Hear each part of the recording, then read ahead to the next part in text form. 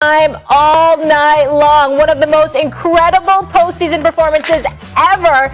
Lillard, 55 points, an NBA playoff record, 12 three-pointers, and the Trailblazers double overtime loss at Denver in Game 5 on Tuesday. Lillard broke the record of 11 set by Klay Thompson. That was in 2016, Game 6 against OKC. Dame Dalla. Tough loss, man. It's do or die now, so we got to win both of the next two games if we want our season to continue. As simple as that. But after what you gave, just personally, it don't matter. We lost the game, so at this point, all that matters is we can't lose another game in this series. So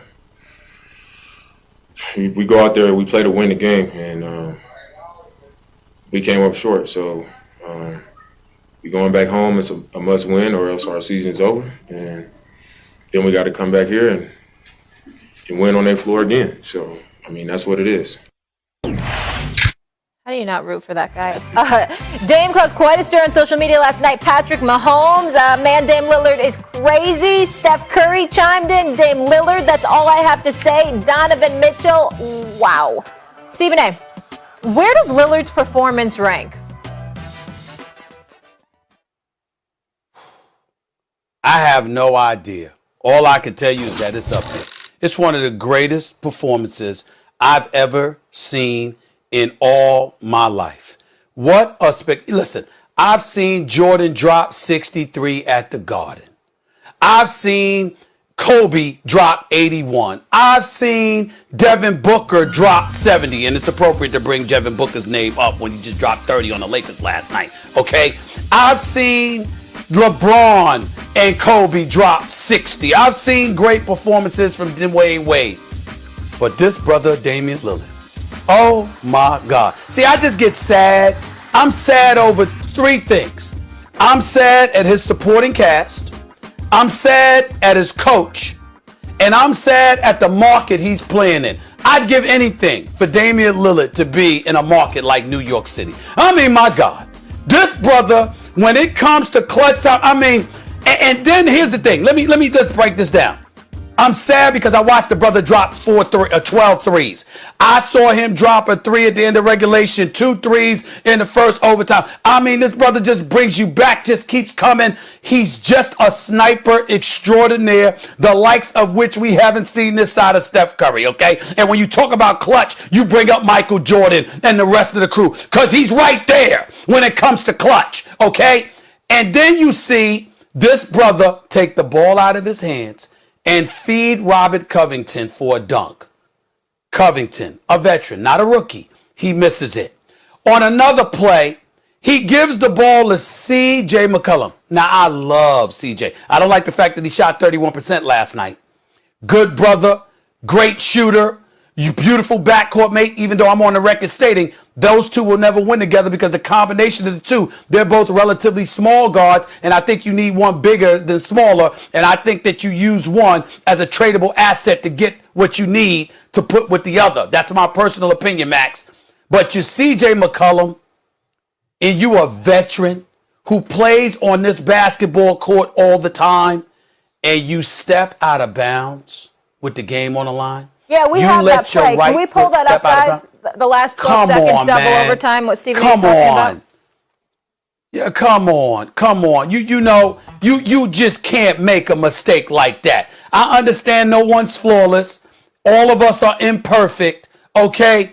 You cannot make that mistake. McCollum's usually reliable when you got. That's right. He is. I'm not trying to throw any shade on him. I'm just talking about the one play. You're not wrong what you're saying. You cannot make that mistake. But Look, Max, could you argue that you wouldn't have seen somebody like an MJ or Kobe do that there and give him the ball? Like Dame had taken the shot there. No. MJ gave it up. MJ gave it up to Paxson. They would do it too, Molly. I can't criticize Damian Lillard for the mistakes for Covington missing a dunk or for McCollum, who's normally clutch, stepping out of bounds. That's not Lillard's fault. It's an all-time great performance. To answer the question, it's as good a clutch performance as you want to see. But I want to be very clear about this. The best player in the game was the Joker. Get over it, America.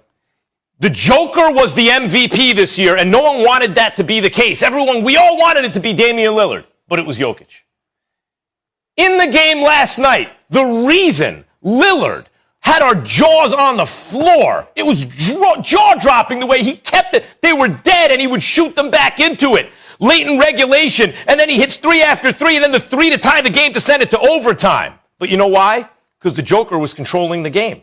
Then overtime starts. The Joker controls the game. He's the point center. He's finding open guys. Of course, he's not shooting it like Lillard.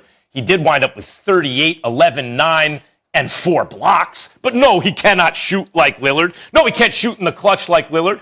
But the reason Lillard's clutch heroics were needed was because the Joker was controlling overtime. And then Lillard does it again and gets them to double OT. The Joker was the best there, too. He controlled it there, too. He's the MVP of the league. He was the best player in the game last night. And, of course, he will be overshadowed by the heroics of Damian Lillard. Those heroics, which were all-time great. No argument there.